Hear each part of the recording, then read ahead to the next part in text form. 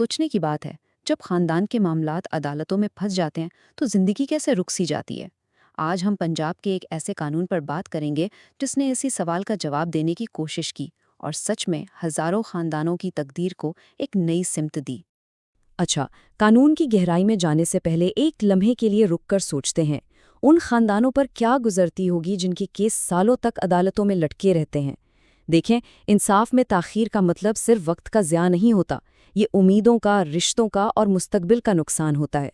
इसी मसले को हल करने के लिए एक बहुत बड़े बदलाव की ज़रूरत थी। और फिर इस मसले का हल 2015 में एक अहम कानून की शक्ल में सामने आया।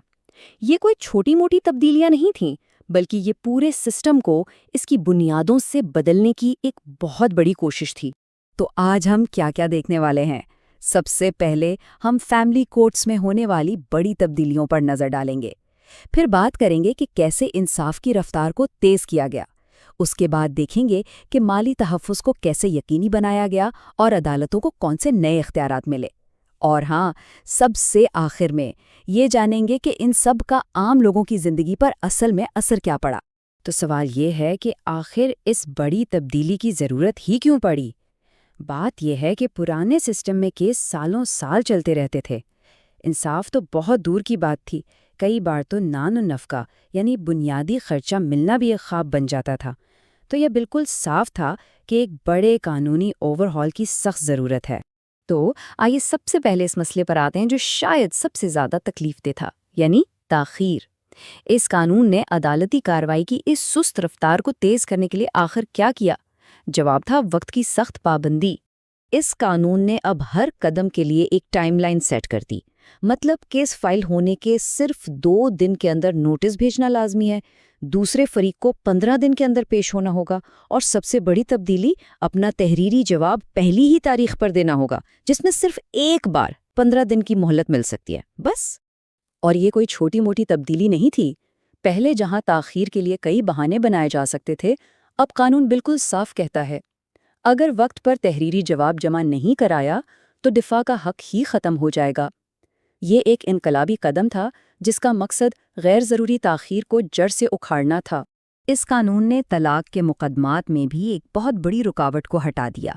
अब अगर मियाँ बीवी के दरमियान सुलह की कोशिश नाकाम हो जाती है तो अदालत को मज़ीद वक्त ज़ाया करने की ज़रूरत नहीं, वो फ़ौरन तलाक का हुक्म जारी कर सकती है। अच्छा, इंसाफ की रफ्तार तो बढ़ गई, लेकिन उन बीवियों और बच्चों का क्या जिन्हें माली मदद की फौरी ज़रूरत होती है? ये कानून सिर्फ वक्त के बारे में नहीं था, बल्कि इसने माली तहफ़्फ़ुज़ का एक बहुत मजबूत जाल भी बुना था।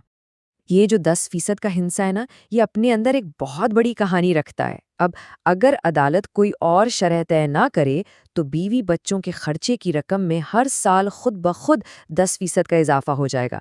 ज़रा सोचे, महंगाई के इस दौर में ये कितना बड़ा तहफ़्फ़ुज़ है। तो हुआ ये कि एक पूरा नया मालियाती हिफाजती निज़ाम बना दिया गया। अदालत अब पहली ही समात पर उबूरी खर्चा मुकर्रर करने की पाबंद है। अगर शौहर ये अदा नहीं करता तो वो केस में अपना दिफा भी नहीं कर सकता। और यही नहीं, अदालत के पास ये इख्तियार भी है कि वो शौहर की असल आमदनी का पता लगाने के लिए किसी भी इदारे से उसका रिकॉर्ड मंगवा सकती है। लेकिन बात सिर्फ तरीक़ाकार बदलने तक ही महदूद नहीं रही। इस कानून ने फैमिली कोर्ट को पहले से कहीं ज़्यादा ताकतवर भी बना दिया। आइए देखते हैं कि ये कैसे हुआ। इस कानून ने फैमिली कोर्ट को एक नया और बहुत अहम दर्जा दिया। अब वो सिर्फ एक फैमिली कोर्ट में ही बल्कि जुडिशल मजिस्ट्रेट दर्जा अव्वल का इख्तियार भी रखती है। आसान अल्फाज में इसका मतलब ये है कि अब वो ख़ानदान से जुड़े कुछ फौजदारी यानी क्रिमिनल मुकदमात की समाअत भी कर सकती है। अच्छा, तो इसका मतलब क्या हुआ? इसका मतलब ये है कि अब कम उम्री की शादी जैसे संगीन जराइम या मुस्लिम फैमिली कवानीन की खिलाफ वर्जी के मुकदमात ये भी अब फैमिली कोर्ट में ही सुने जा सकते हैं। इससे इंसाफ का पूरा अमल एक ही जगह पर मरकूज हो गया है और इख्तियारात का ये दायरा और भी वसी हो गया। अब फैमिली कोर्ट बीवी के ज़ाती सामान, बच्चों की जायदाद और यहाँ तक कि निकाहनामे में लिखी किसी भी शर्त पर पैदा होने वाले तनाज़ुआत का फैसला भी कर सकती है। तो इन तमाम कानूनी तब्दीलियों का आखिर मतलब क्या निकला? कानून की किताबों से बाहर निकलकर इनका आम खानदानों की जिंदगी पर क्या असर पड़ा? इस पूरे तज्ज़िये का खुलासा इन 3 अल्फाज में किया जा सकता है: रफ्तार, تحفظ اور طاقت۔ سخت ڈیڈ لائنز کی وجہ سے انصاف کی فراہمی میں تیزی آئی، مالی تحفظ کے مضبوط قوانین نے ایک سیکیورٹی فراہم کی، اور وسیع اختیارات نے عدالت کو زیادہ طاقتور اور مؤثر بنا دیا۔ تو یہ کہانی تھی ایک پیچیدہ قانونی دستاویز کو ایک سادہ حقیقت میں بدلنے کی۔ یہ کہانی ہمیں بتاتی ہے کہ کس طرح قانون کو وقت کے ساتھ بدل کر لوگوں کی زندگی میں ایک حقیقی اور مثبت تبدیلی لائی جا سکتی ہے۔ بلا شبہ یہ قانون ایک بہت بڑا قدم تھا، لیکن کیا یہ منزل تھی؟ ہم اس تجزیے کو ایک اہم سوال کے ساتھ ختم کرتے ہیں: کیا یہ قانونی تبدیلی واقعی پنجاب میں خاندانی انصاف کے نظام کو مکمل طور پر بدلنے میں کامیاب ہوئی ہے؟ یہ وہ سوال ہے جو ہمیں اس قانون کے طویل مدتی اثرات پر مزید سوچنے پر مجبور کرتا ہے۔